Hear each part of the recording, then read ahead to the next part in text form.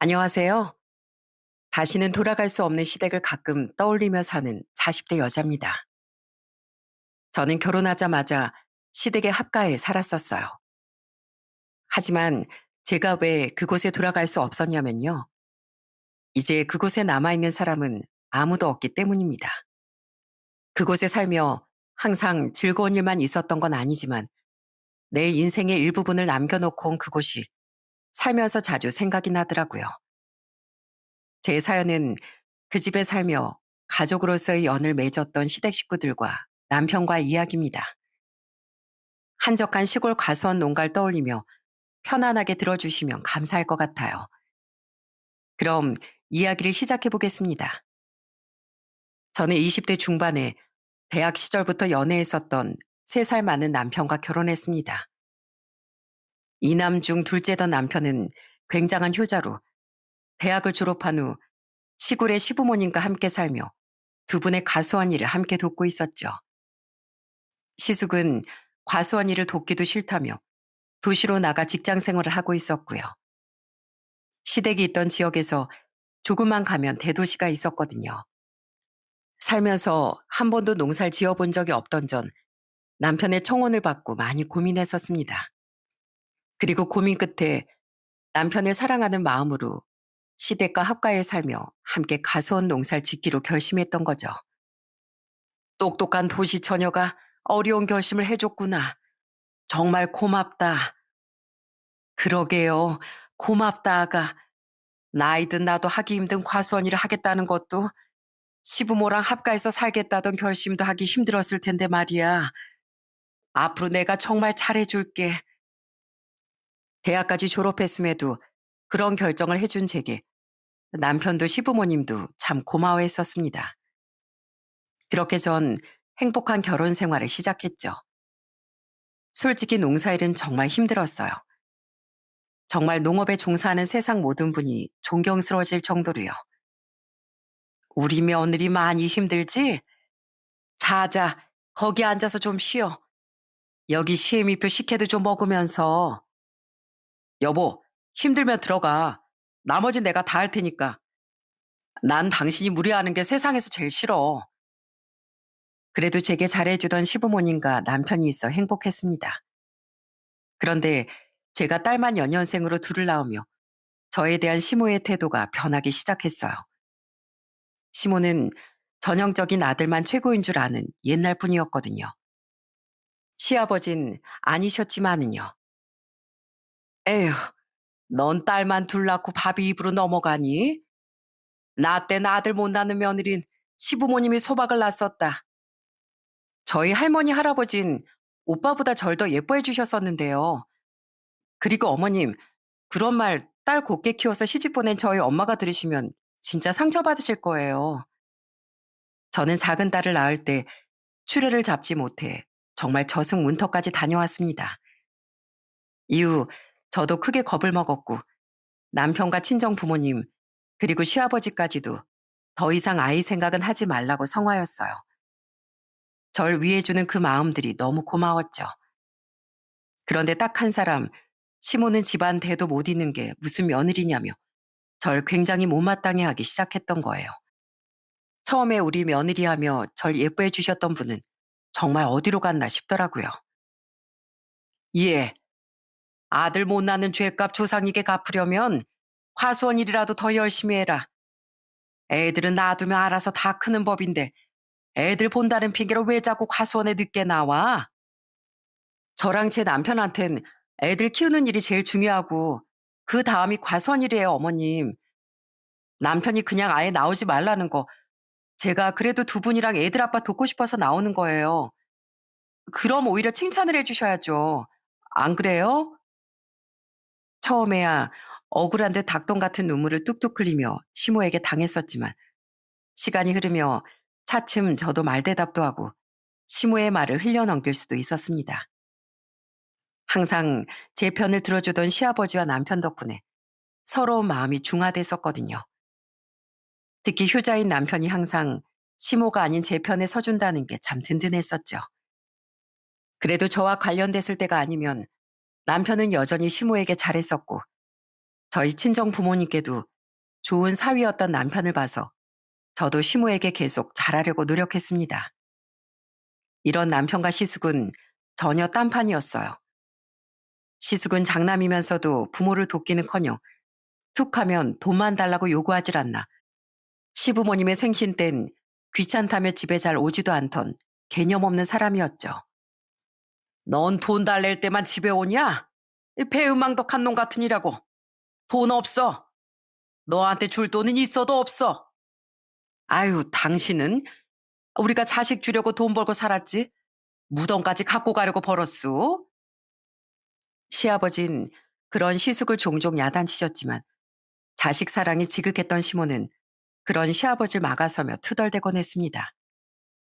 그런데 저희 큰딸이 3살이던 해 시숙이 결혼하며 딱 시숙 같은 사람이던 형님이 집안에 들어오자 저는 시모와 더욱 멀어지게 됐어요. 왜 이유 없이 뒷말하는 걸 좋아하고 남들 이간질하는 걸 즐기는 사람들 있죠? 안타깝게도 형님이 딱 그런 타입이었거든요. 형님은 결혼 생활에 적응하면서부터 시부모님과 제 사이를 이간질하기 시작했습니다. 동서, 저번에 보니까 밖에서 다른 남자랑 다정하게 통화하더라. 누구랑 그렇게 다정하게 통화한 거야? 아, 저희 친정 오빠인데요. 입원했다고 해서 걱정돼서 통화했던 거예요.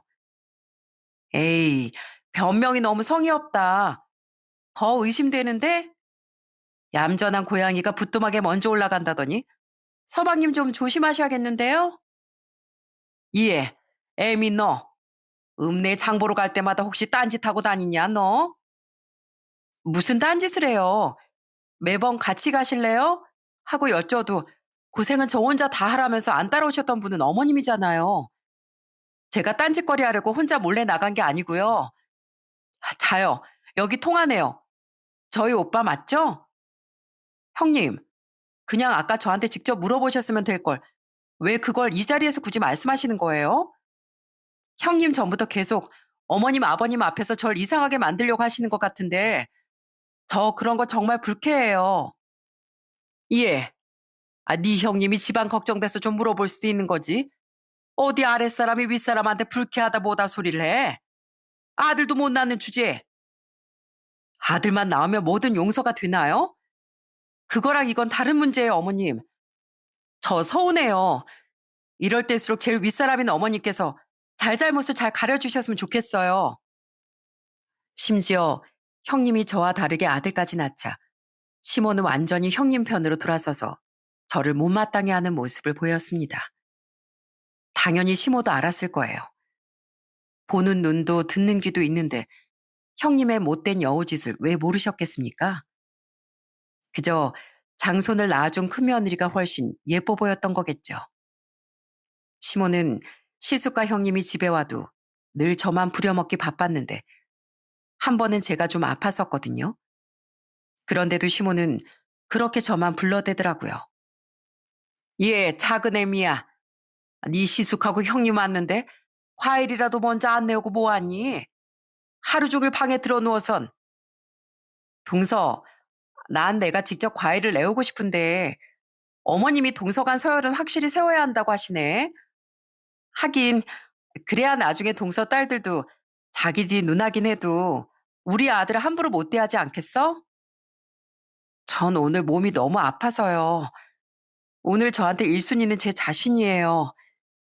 죄송하지만 전 오늘 며느리나 동서나 둘 다 파업하겠습니다. 그리고 어머님, 저한테 이렇게 서운하게 행동하시면 나중에 후회하실 거예요.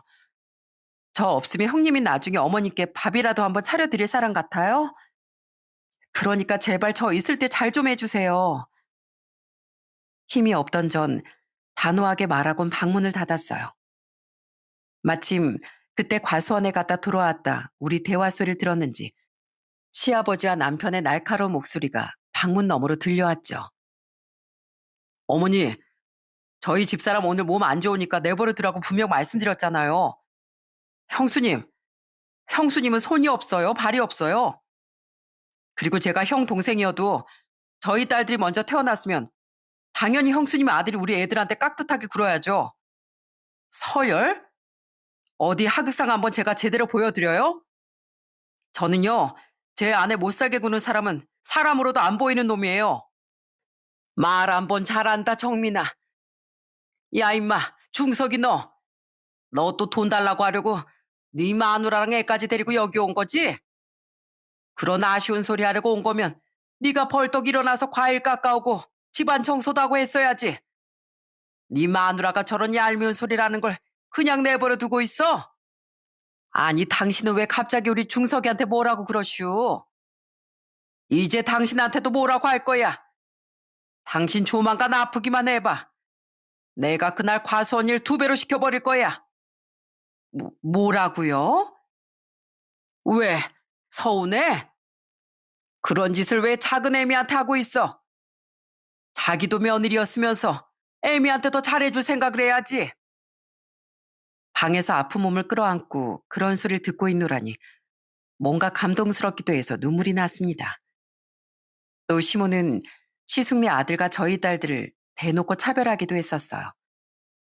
시숙네가 놀러 온 날엔 고기를 산더미만큼 구워 딱 시숙과 시조카 앞에만 놔주며 저희 딸들 입에 들어가는 고기는 아까워한다든지 또 용돈으로 차별한다든지 하는 등 말이죠.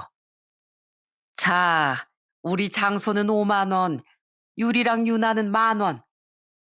어머님, 나이는 저희 애들이 더 많은데 왜 우리 애들은 1만 원만 주세요? 어떻게 손자랑 소녀랑 똑같은 대우를 받길 원하니? 왜? 괜히 네 형님한테 지는 것 같아서 기분 나빠? 당신, 당신 자꾸 애들까지 상처받기 그런 식으로 굴 거야? 할미란 사람이 참 못났다. 못났어. 우리 유리 유나 하레비한테 와라. 하레비가 용돈 마저 주마. 시모는 남편과 시숙은 똑같이 아꼈지만 그냥 아들이 최고였던 사람이었던 겁니다. 그럴 때마다 전 아이들이 상처받을까 봐 걱정됐는데요. 다행히 시아버지께서 저희 딸들을 2배로 예뻐해 주셔서 아이들은 밝게 자라주더라고요. 이렇게 항상 남편과 함께 절 지켜주셨던 시아버진 평소에도 정말 제게 잘해주셨습니다. 친정 아빠가 많이 아프셨을 땐 비싼 사슴 녹용을 보내주시기도 하고 저보다 늦게 저희 오빠가 결혼했을 땐 무려 100만 원을 제게 주기도 하셨죠. 아버님, 축의금이라고 하기엔 액수가 너무 커요. 축의는 따로 할 거고 그건 너 쓰라고. 그래도 피부치가 장가 간다는데 뭘 해줘야 하나 걱정이 많을 거 아니냐. 그걸로 뭘 해주든 넉넉히 해주렴. 며느리가 예쁘면 사돈댁 담장에 대고도 절을 한다지 않니? 네?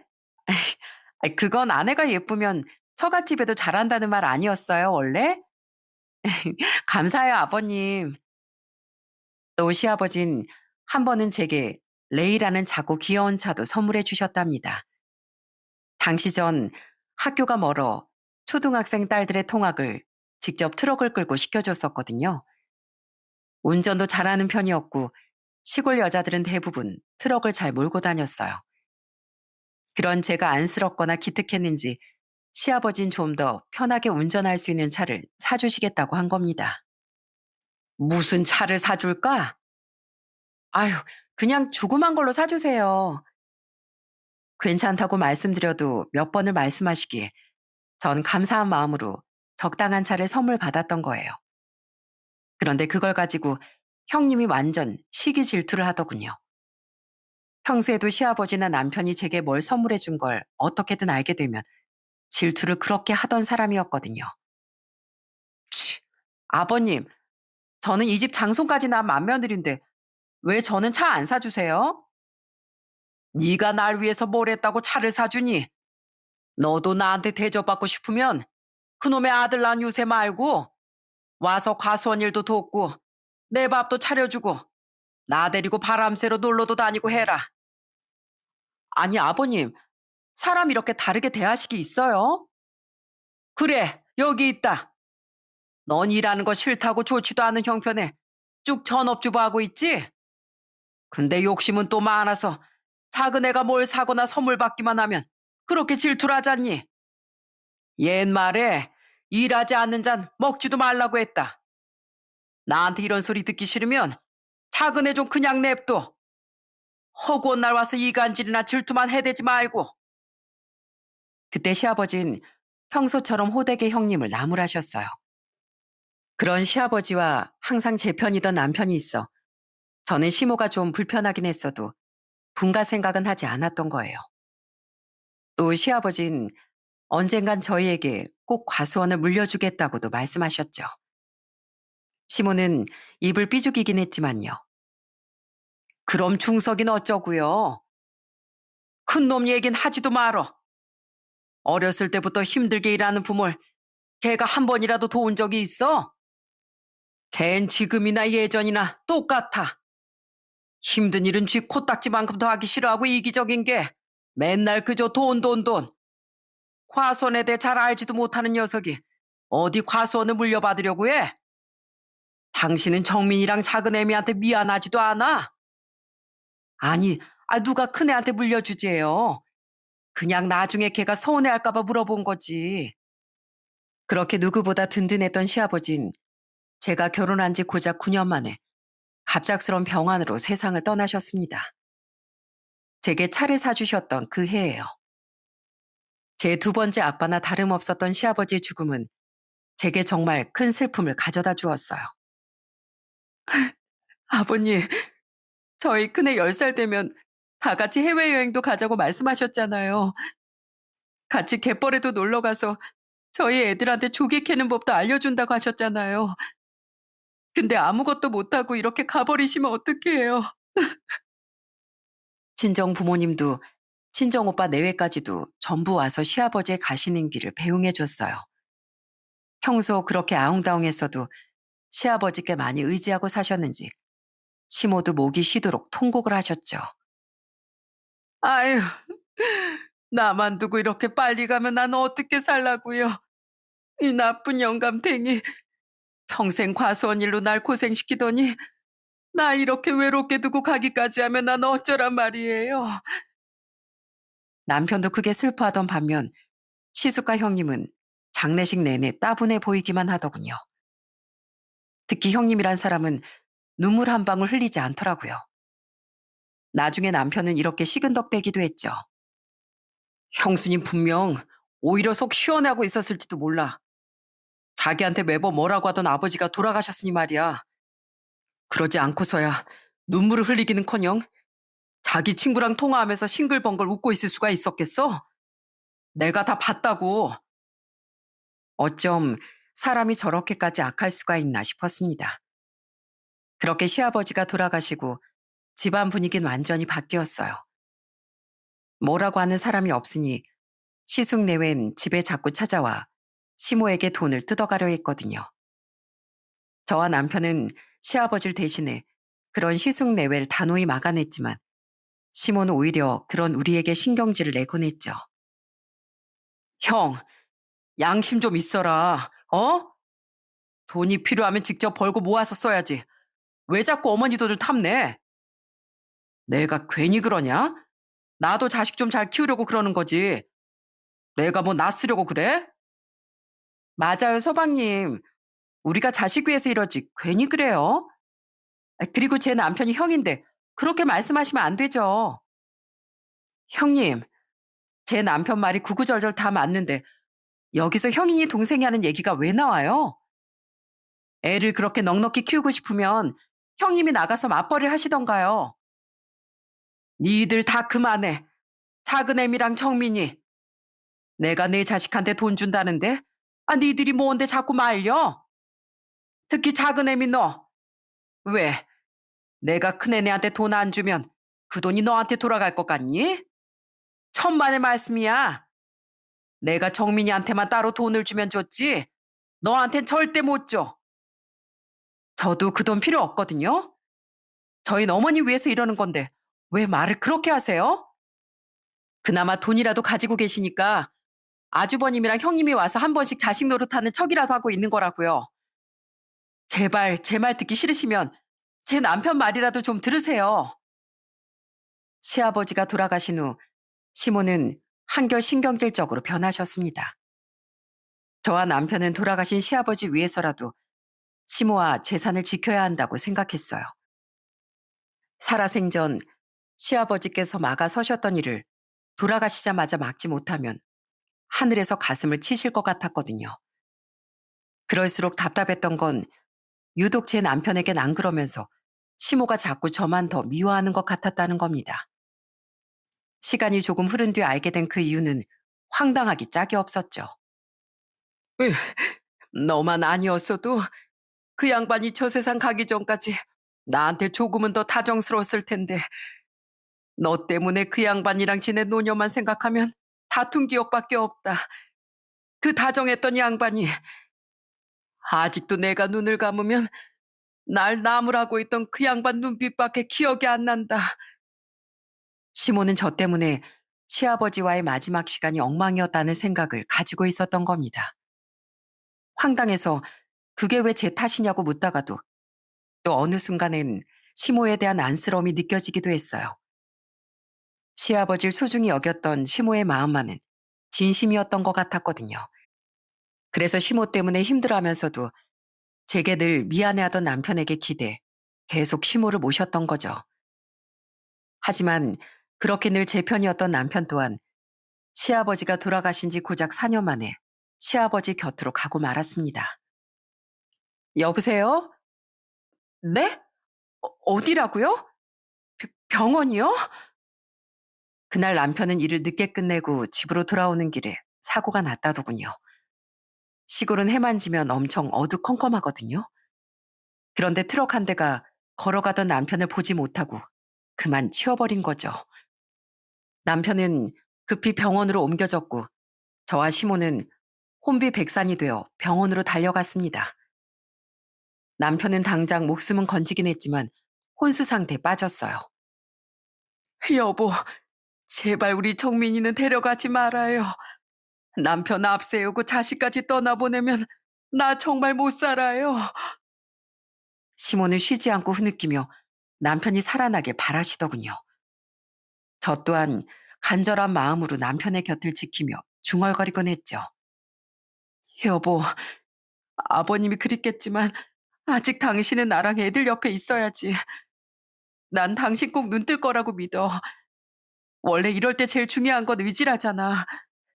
얘들아, 아빠한테 빨리 나으세요 하고 말씀드려. 아빠, 빨리 나와서 우리랑 같이 놀아요. 그런 모두의 숱한 눈물과 바람을 뒤로하고 결국 남편은 시아버지 곁으로 가고 말았습니다. 남편을 그렇게 만든 사람은 동네에서 오며 가며 인사 정도 하고 지내던 70대 어르신이었는데 심지어 음주까지 하신 상태였더라고요.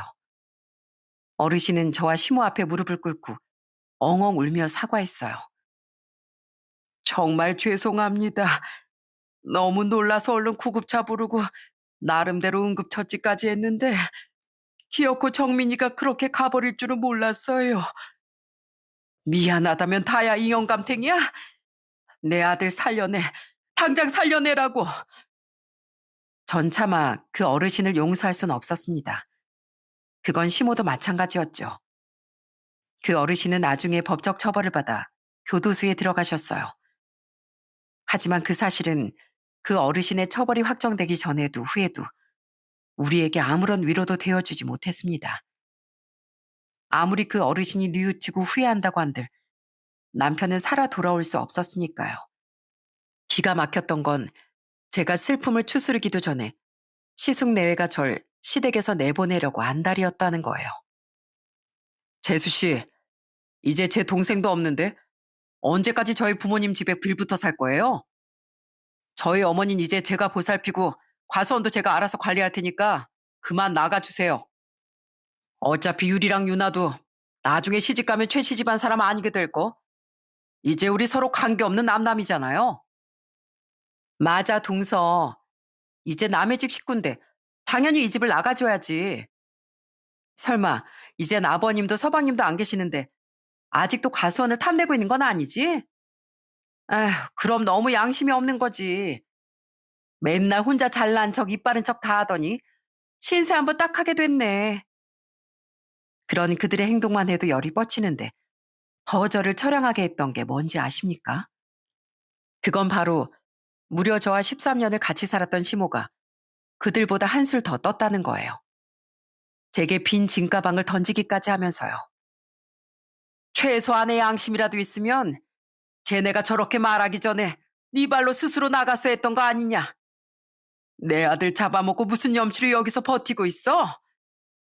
제가 뭘 버텼다고 그러세요? 저도 애들 데리고 여기서 나가려고 했어요. 그런데 진즉 못 그랬던 건 시금까지 전폐한 어머님이 큰일이라도 날까봐 그랬던 거라고요. 제 남편 가고 며칠 동안 아주버님이나 형님은 여기 콧배기도 안 비쳤잖아요. 근데 그동안 제가 어머님 수발 뜬 거 다 알면서 어떻게 이렇게 저한테 못되게 구세요? 너무 분했습니다. 저도 슬픈 와중에 자기를 챙겨주려 그 집을 떠나지 못하고 있었던 건데 아들 잡아먹은 여자라뇨. 그땐 정말 시숙과 형님도 형님이지만 시모에게 거대한 서운함과 분노가 치밀어 오르더라고요. 시모는 그런 제게 벌개진 눈을 뜨고 눈물을 뚝뚝 흘리며 소리쳤습니다. 누가 그렇게 해달라고 했니? 난 힘이 없어서 너 하는 걸 그냥 내버려 뒀던 거지. 네 수발 받고 싶었던 적 한 번도 없었다. 네가 내 남편도 아들도 다 잡아먹은 거야. 네가 이 집안에 들어오기 전까지만 해도 우리 집안은 평온했다. 근데 네가 온 후로 집안에 계속 분란만 생기고 이 집 남자들도 씨가 말랐어. 네가 이 집 남자들 명줄을 다 가로챈 거다. 이 독하고 못된 거사. 그러니까 당장 나가. 꼴도 보기 싫어. 나가라고 안 해도 나갈 거예요. 어머님이 나가라고 해서가 아니라 내 발로 나갈 거라고요.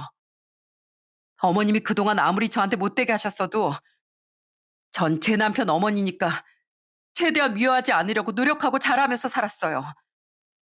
제 손으로 삼시세끼 밥 차려드리고 과수원 일도 거들어드리고 다 하면서 살았다고요. 집안의 분란이요? 애초에 어머님이 딸만 낳은 며느리라고 구박하지만 않았어도 저 여식갱이 같은 형님 말에 휘둘리지만 않았어도 돈만 밝히는 이기적인 장남 챙긴다고 두 귀를 닫지만 않았어도 집안은 평화로웠을 거예요. 아니, 동서, 뭐? 여식갱이? 지금 나랑 내 남편 욕을 왜 하는데? 오냐오냐 해주니까 눈에 뵈는 게 없어? 이젠 동서 편 들어줄 아버님도 서방님도 없거든? 형님하고 아주버님 따위, 아니, 니들 따위 나 혼자서도 충분히 다 이길 수 있어. 니들 같은 이기적이고 하찮은 것들이 뭐가 무섭다고? 그리고 이제 나 남의 식구라며?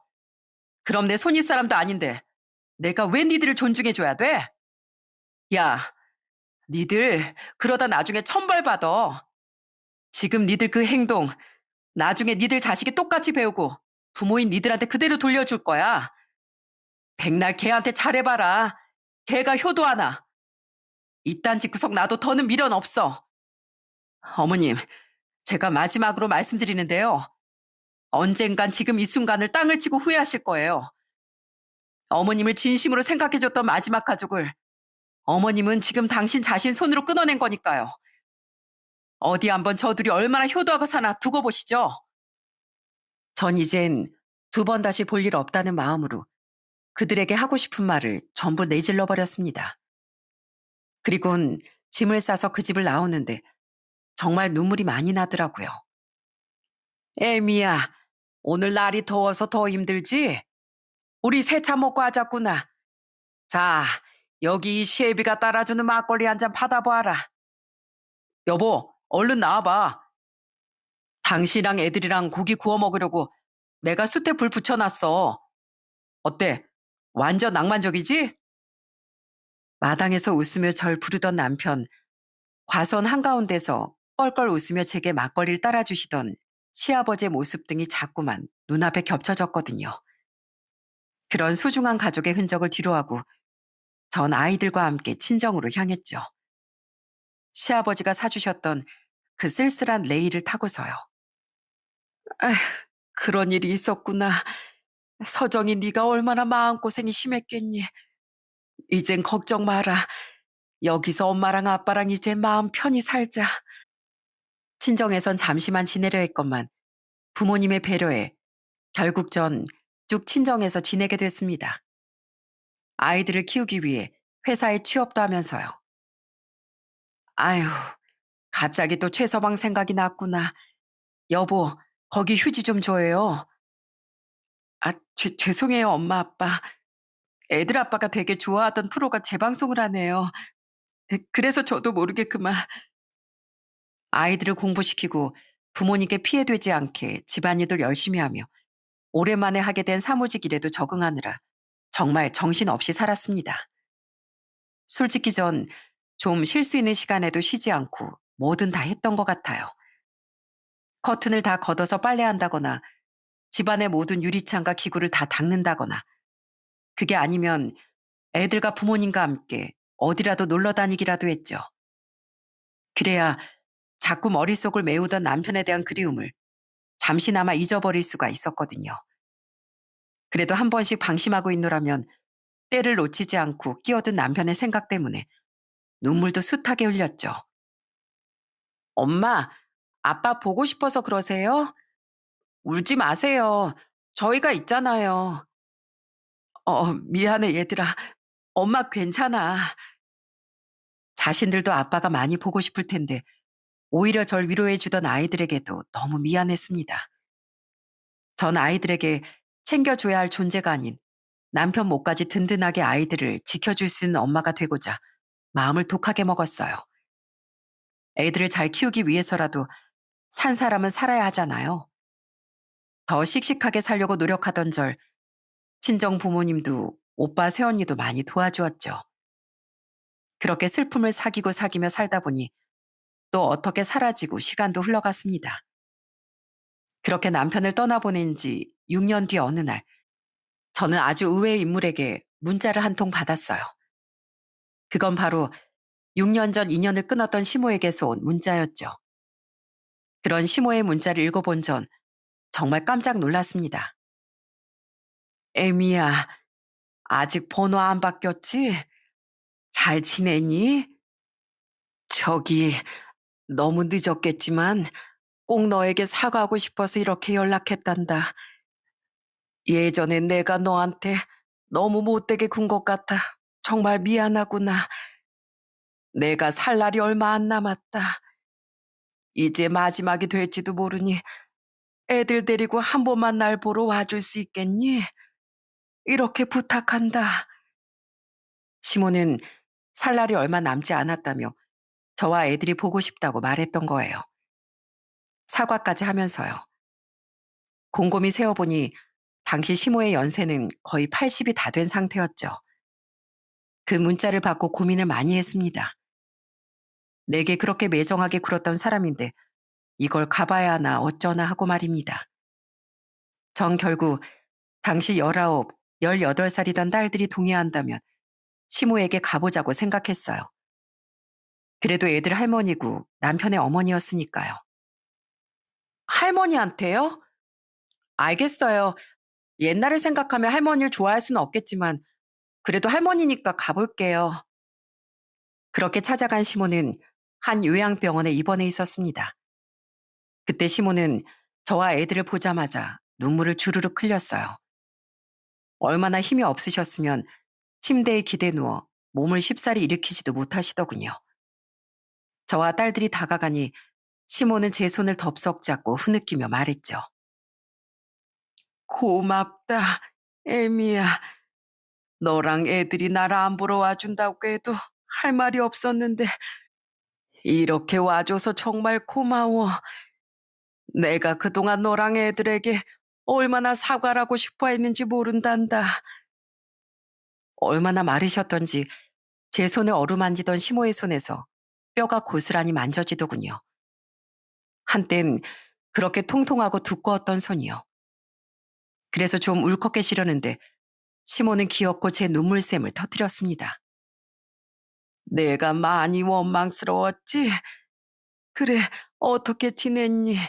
응, 그냥 친정에서 취업도 하고 애들 키우면서 잘 지냈어요. 그래, 그랬겠지. 잘했다. 넌 어디서든 야무지게 잘 살 거라고 믿었어.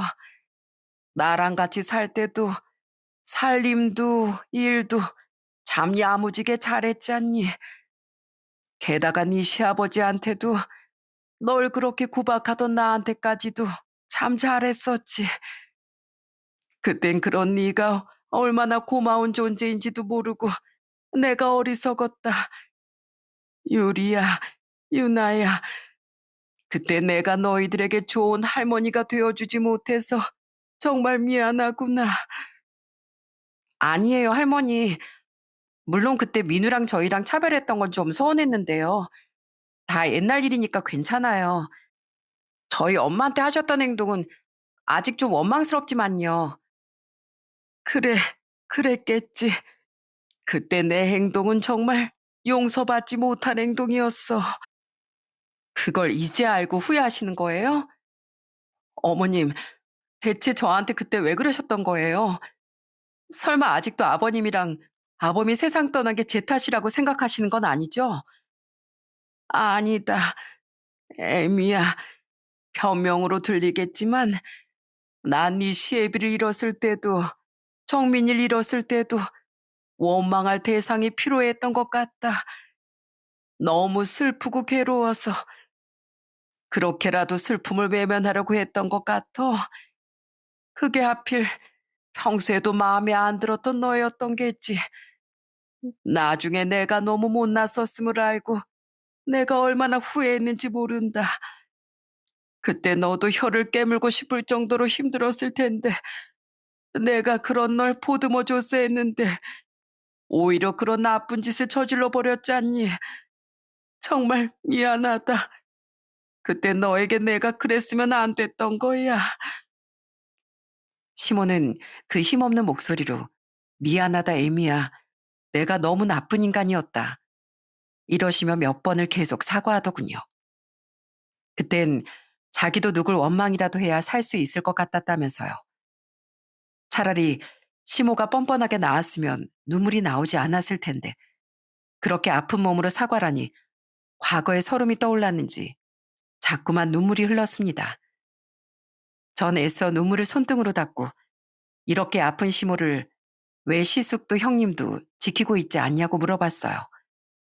그러자 시모는 다시 폭포수 같은 눈물을 흘리며 기가 막힌 그동안의 일을 말해주시더군요.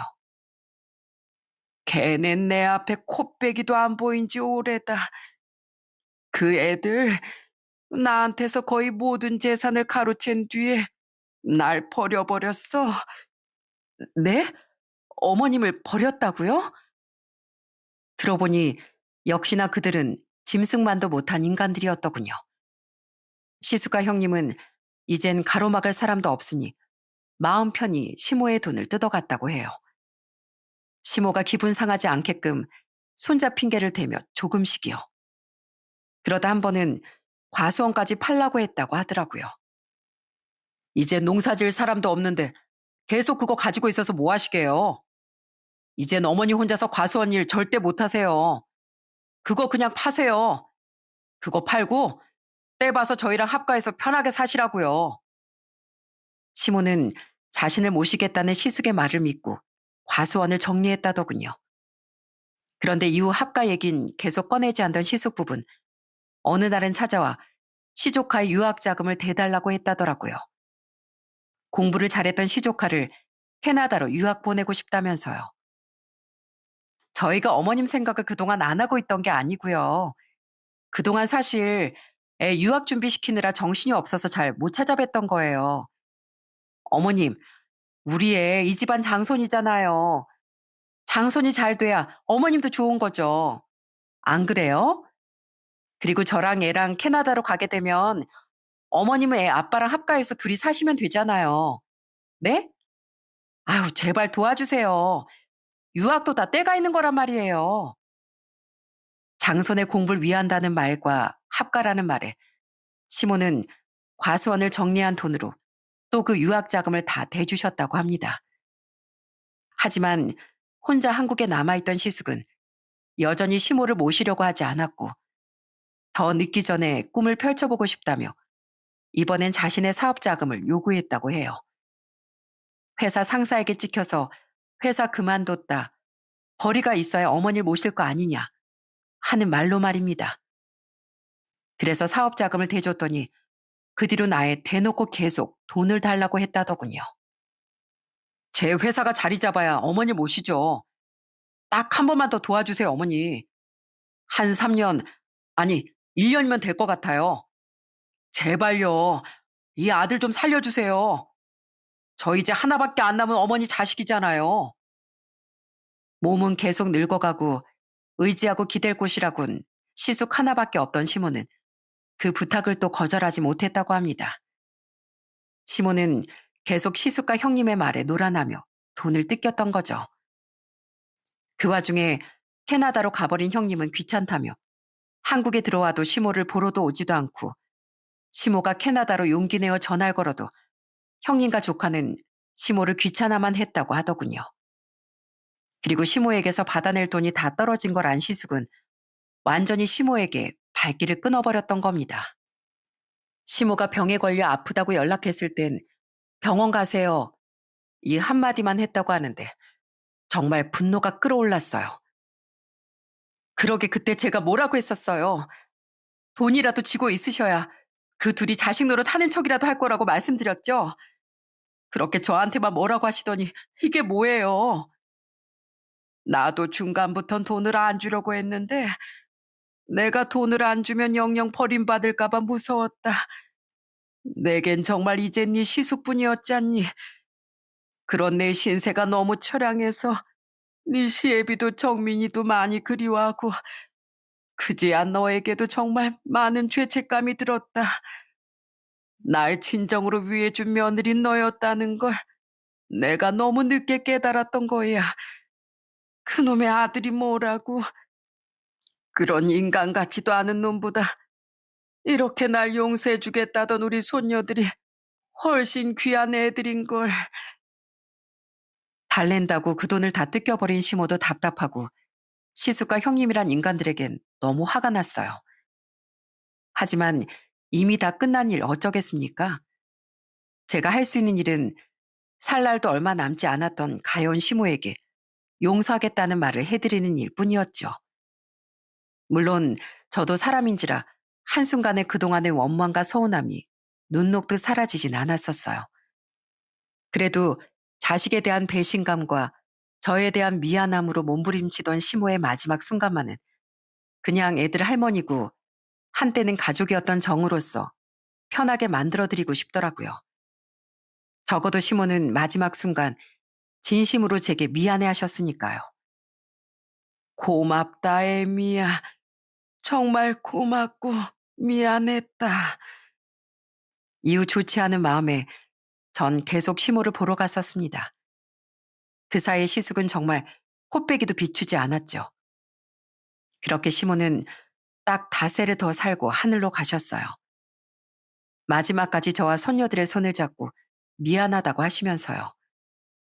저는 그런 시모가 이젠 하늘에서 시아버지와 남편을 만나 편안한 시간을 보내시길 바랬죠.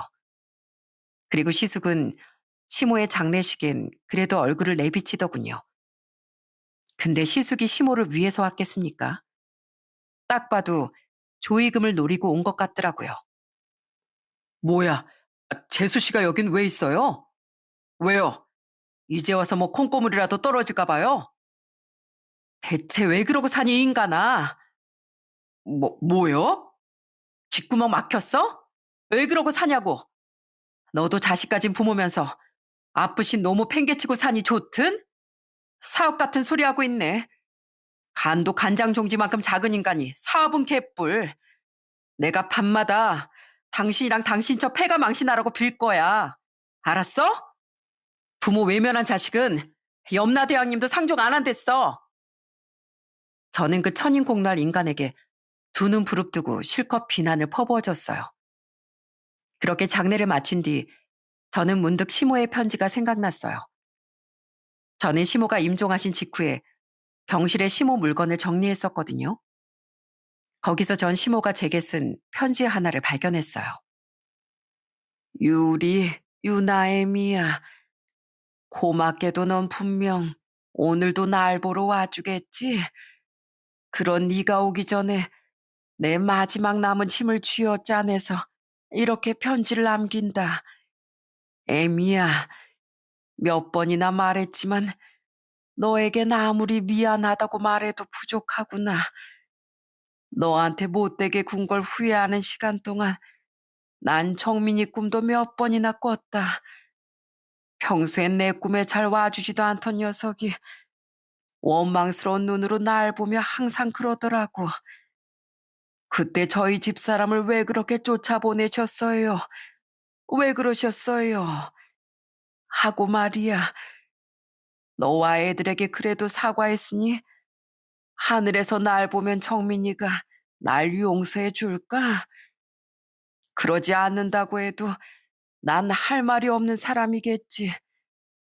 난 자식에게 외면당해도 할 말 없을 만큼의 잘못을 너에게 했으니까. 손에 힘이 없으셨는지 글씨는 마구 흔들리고 엉망이었지만 그 안에 담긴 시모의 진심만은 잘 느낄 수 있었습니다. 편지 안엔 너와 손녀들에게 하늘에 가서도 미안해하며 살겠다. 그러니 넌 손녀들과 부디 행복하게 살아다오. 하는 말이 적혀 있었어요. 그런 시모의 마음을 읽으며 저는 눈물을 뚝뚝 흘렸죠. 그리고 마지막엔 이상한 말이 덧붙여져 있더라고요. 나 하늘 가고 나면 내 집에 가서 쌀독 좀 열어보렴. 거기에 너에 대한 속지의 마음을 담아놨단다. 그 내용이 장례가 끝난 뒤 문득 생각나 저는 혼자 시댁으로 가보았습니다. 오랜만에 간 시댁에선 그리움이 물씬 풍겼어요. 시아버지와 남편과의 따뜻했던 기억이 새록새록 떠올랐죠. 그리고 집안의 벽엔 시모가 붙여놨는지 어릴 적 남편의 사진, 시아버지의 사진, 언젠가 집 근교로 놀러가 시부모님과 남편과 저, 그리고 저희 딸들까지 다 같이 찍었던 가족 사진 등등 가족들의 사진이 군데군데 붙어 있더라고요.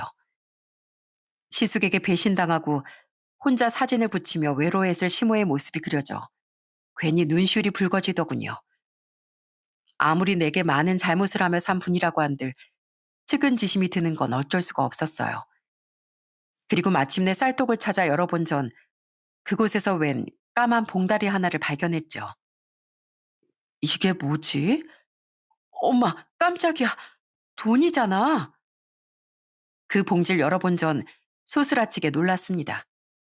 그곳엔 웬 돈다발이 들어있었거든요. 그리고 그 돈다발 위엔 흰색 쪽지가 하나 동봉되어 있더라고요. 우리 손녀들 목이라고 적힌 쪽지가 말입니다. 그러니까 시모는 그 돈을 저희 딸들을 위해 제게 맡기려고 했던 거예요. 나중에 세어보니 그 돈은 무려 1억이라는 거금이었죠. 아마 시모는 통장에 가지고 있으면 시숙에게 남은 돈마저 다 빼앗길까봐 돈을 현금으로 찾아 그렇게 숨겨놨던 것 같습니다. 그렇게 마지막까지 저와 딸들에게 속죄하고 싶어한 시모의 진심에 저는 바닥에 주저앉아 오열하고 말았어요. 그러게 이렇게 후회하고 잘해주실 거 생전에 좀 잘해주지 그러셨어요. 그럼 이렇게 서럽게 살다 가시지 않고 저랑 오순도순 다정하게 살면서 제가 간병도 다 해드렸을 텐데 이게 뭐예요 진짜. 왜 끝까지 절 이렇게 울리세요. 이 돈 제가 절 위해선 한 푼도 쓰지 않고 꼭 우리 애들 위해서 잘 쓸게요. 감사해요 어머님. 그게 벌써 2년 전의 일입니다. 지금 저희 두 딸은 모두 대학에 갔고 시모의 유지에 따라 애들의 등록금은 시모가 남겨주신 돈으로 전부 냈습니다. 가난하진 않아도 넉넉지도 않은 딱 평범한 형편이던 저로선 너무 감사할 따름이었죠. 그렇게 저는 지금 부모님을 모시고 두 딸을 여전히 잘 키우며 살고 있어요. 하지만 아직도 가끔은 그 가수원 집에서 살던 시절을 꿈으로 꾸곤 해요. 새아가 CME표 식혜 쌓았으니까 먹고 일하거라. 이 여보, 내 거는? 어머니, 제 거는요? 남자들은 그냥 막걸리 마셔. 우리 며느리 주려고 조금만 만든 거란 말이야. 나중에야 아들 못 낳는다고 절 구박하긴 했지만 처음엔 절 많이 예뻐해 주셨던 시모. 돌아가실 때까지 든든한 제 편이 되어주셨던 시아버지. 그리고 지금도 눈을 감으면 너무 그리워서 눈물이 나는 남편. 지금은 제 곁을 모두 떠나간 그 세 사람이 꿈속의 과수원 안에 서서 제게 웃어주곤 합니다. 꿈속의 전 그게 꿈인 걸 아는지 너무 그리운 그들에게 다가서지 못하고 똑같이 미소를 짓곤 하죠. 눈에선 뜨거운 눈물을 흘리면서요. 삶이라는 게 그런 것 같습니다. 마냥 좋지도 마냥 슬프지만도 않은 추억을 가슴 한편에 켜켜이 묻으며 그럼에도 불구하고 살아가는 것 말이죠. 전 앞으로도 부모님과 오빠네 가족 그리고 딸들과의 추억을 쌓으며 그렇게 살아갈 거예요. 그 시간들이 모여 인생이 되는 거니까요. 시모의 마지막을 지켜보며 느낀 건 다른 사람에게 잘못한 후회만은 평생 자신을 따라다니며 괴롭게 한다는 것이었습니다. 뒤늦은 후회만큼 뼈아픈 일도 없다는 말이 있는 것처럼요. 그러니 삶을 후회로 얼룩지게 하지 않도록 내 스스로를 위해 모두 잘못보단 덕을 쌓으며 살아가셨으면 좋겠습니다. 그리고 이미 후회를 하고 있다면 더 늦기 전에 진심 어린 사과를 해보시길 바랍니다. 그 한 번의 용기가 여러분의 인생도 상대방의 인생도 크게 바꿀 수 있을지도 모르니까요. 그럼 전 이만 여기서 이야기를 끝맺어 보겠습니다. 끝까지 들어주셔서 감사드려요. 모두들 행복한 나날 보내시길 바랄게요.